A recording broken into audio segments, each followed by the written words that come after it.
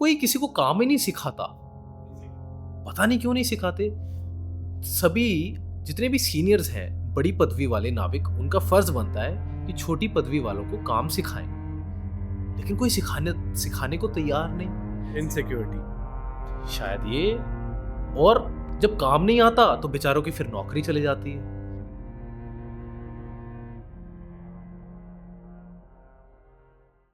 Basically मैं आपको बता दूं कि इंस्टाग्राम में इनके अराउंड 6 लाख फॉलोअर्स हैं। और डेफिनेटली यस, बहुत लोगों का प्रश्न होगा कि आपने अपना जो बेसिकली चैलेंज था कि अकेलापन को दूर किया, सी इन्फ्लुएंसर बन के, रील्स बना के और ऑडियंस के साथ कनेक्ट हो गए वहीं से। तो ये सफ़र कब शुरू हुआ, कितने साल हो गए और कैसा जा रहा है ये सफ़र? मुझे अच्छे से याद नहीं है, शायद 5-6 साल पहले यूट्यूब चैनल मैंने शुरू किया था। हाँ। और फिर शायद 3 साल पहले इंस्टाग्राम पे मैं सक्रिय हुआ। तो बात ये थी कि आपको बताया कि समस्याएँ क्या-क्या आती हैं जहाज़ पे। कोई किसी को प्रेरित नहीं करता है, कोई किसी की समस्याएँ नहीं समझता है, कोई किसी के साथ मैत्री भाव से उसे ना हौसला देता है, ना उसे समझाता है, ना कोई समाधान देता है। तो आवश्यकता देखी मैंने, जब मैंने अपने जहाज़ पे देखे कि लोग मेरे पास आ रहे हैं सलाह माँगने, या जो अवसादग्रस्त हैं, उन्हें मैं हौसला दे रहा हूँ, या किन्हीं फ्रेशर्स की कुछ समस्या है, उन्हें मैं समाधान दे रहा हूँ। तो मुझे ऐसे महसूस हुआ कि जहाज़ पे एक व्यक्ति तो ऐसा होना ही चाहिए, हर जहाज़ पे। लेकिन ये संभव तो नहीं। लेकिन यूट्यूब तो है ना, यूट्यूब पे यदि ऐसे विचार हों, जिससे आपको प्रेरणा मिलती रहे, और जो आप पे आधारित हों। क्योंकि मुझे पता है कि अक्सर ये समस्या आती है जहाज़ पे। फलाना-फलाना दिक्कतों से एक नया नाविक गुज़रता है। तो क्यों ना उन्हीं चीज़ों पे वीडियोज़ बनाए जाएँ, चलचित्र बनाए जाएँ। हुँ। दूसरी बात ये थी कि मैं ये सब आपको बोल रहा हूँ, सबसे बड़ी बात, क्या मुझे इन समस्याओं से नहीं गुज़रना पड़ा? क्या मैं अवसादग्रस्त नहीं हुआ कभी? सबसे ज़्यादा अवसादग्रस्त तो मैं ही था, और मुझे ही अच्छा, प्रेरणा की आवश्यकता थी, उस टाइम पे? जब मैं नया-नया गया था। तो मैंने भी मोटिवेशनल वीडियोज़ का बहुत सहारा लिया अपने जीवन में। फिर मैंने एक चीज़ ज़रूर नोटिस की, एक चीज़ देखी कि सबसे बड़ी प्रेरणा है जो आपके भीतर से आए, अंतर प्रेरणा, सेल्फ मोटिवेशन।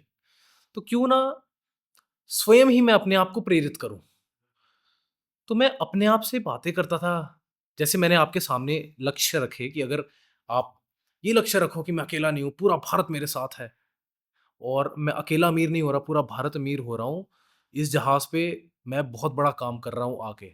ये सिर्फ़ $500 का खेल नहीं है, ये एक बहुत लंबा खेल है। इस तरह से मैं अपने आप को मोटिवेट करता रहता था। तो मैंने सोचा क्यों ना इसका चलचित्रण कर लिया जाए।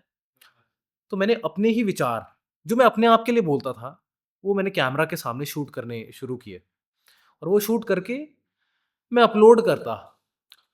लेकिन किसके लिए करता? करता तो मैं अपने आप के लिए था, ताकि जब मेरे भीतर प्रेरणा की कमी हो, मैं उसको देख लूँ और खुद ही मैं अपने आप से प्रेरित हूँ। और बाद में भी वो छवि मेरे मन में रहेगी कि ये मैं ही तो हूँ, जो इतना सकारात्मक हूँ, जो इतना प्रेरणादायी हूँ। तो एक ये चीज़ थी, और इसी चीज़ का बाकी नाविक भी लाभ उठा सकते हैं, क्योंकि समस्याएँ तो सबकी एक जैसी ही हैं, और प्रेरणा बहुत बड़ी चीज़ है। तो मैंने सोचा कि चलिए इसके यूट्यूब चैनल बनाया जाए। यूट्यूब चैनल पे मेरी एक प्लेलिस्ट है, मर्चेंट नेवी मोटिवेशन। उसमें ऐसे चलचित्र हैं। इसके अतिरिक्त दूसरी समस्या किस जहाँ नाम से है सर आपका? मर्चेंट यूट्यूब पे जो चैनल है, चैनल का नाम है मर्चेंट नेवी कलाकार। कलाकार। जी। अच्छा लगता है सुनने में। और जो मोटिवेशनल वीडियोज़ की प्लेलिस्ट है, उसका नाम है मर्चेंट नेवी मोटिवेशन। दूसरी जो समस्या जहाज़ पे मुझे अनुभव हुई, वो ये है, कोई किसी को काम ही नहीं सिखाता। पता नहीं क्यों नहीं सिखाते।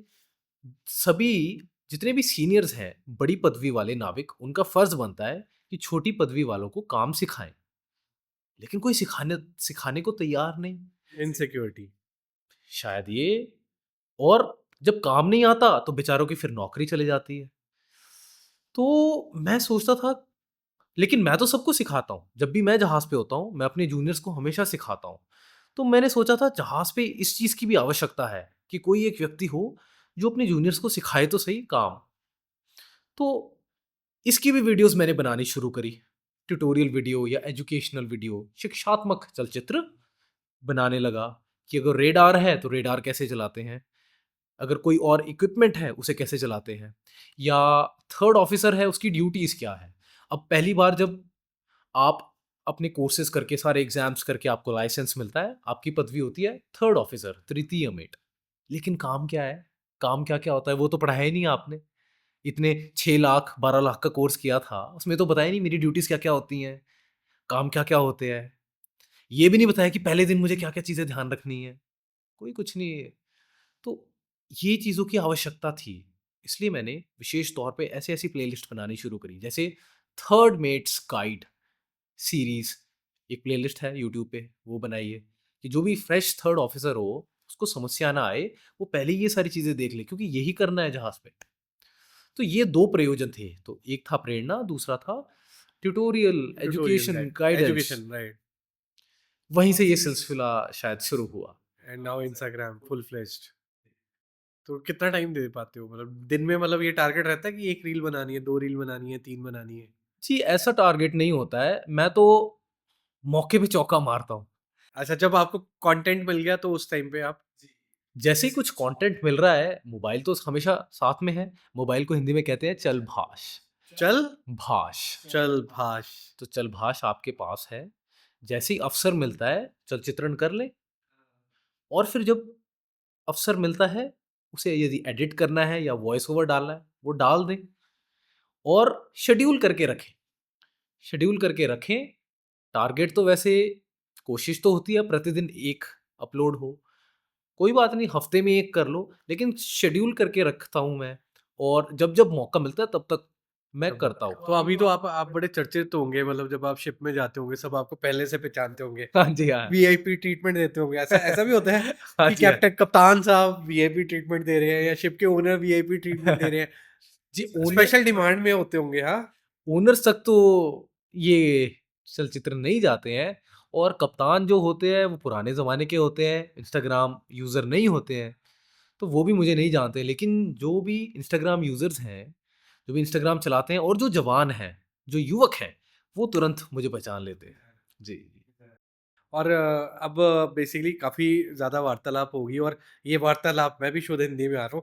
मैं चाहता हूँ यार एक पॉडकास्ट ना आपके, बाई चांस अगर ज़िंदगी में मौका मिले, या हो सकता है साल बाद, 6 महीने बाद, तो मैं आपकी शिप में आके करूँ पॉडकास्ट अरे वाह, वाह, वाह! With your crew. तो मेरी डिमांड है, अगर कोई सुन रहा है, अगर कराना चाहता है, तो आई एम ऑलवेज़ अवेलेबल। अगर आप लोग सुन रहे हैं सर की शिप में, तो मैं सर की शिप में अपने खर्चे से नहीं, खर्चा तो आपको थोड़ा बहुत करना पड़ेगा। लेकिन हाँ, पॉडकास्ट मैं ऐसे ही करूँगा। अपना सारे क्रू का खर्चा मेरा, कैमरा, इक्विपमेंट सब मेरा, और भैया वो चीज़ पहुँचाने का सारा तामझाम मेरा। लेकिन आप बुलाइए, मोस्ट वेलकम, मैं आ जाऊँगा सर। आप भी थोड़ा बोलिएगा सर, मैं शिप का पूरा करना चाहूँगा सर। पूरी शूटिंग करना चाहेंगे? बहुत ही अच्छा विचार, बहुत ही अच्छा हाँ, विचार है। सीरियसली मेरा बड़ा जी। वो है। तो ऐसा कभी मौका मिले आपको, या जो आप देख रहे हैं, तो ऑलवेज़ रेडी भैया। वाह! एनी टाइम 24/7 कुछ पॉडकास्ट होंगे, इंटरव्यूज़ होंगे, एड्स होंगे, सब छोड़ दूँगा, मैं आ जाऊँगा वहाँ पर।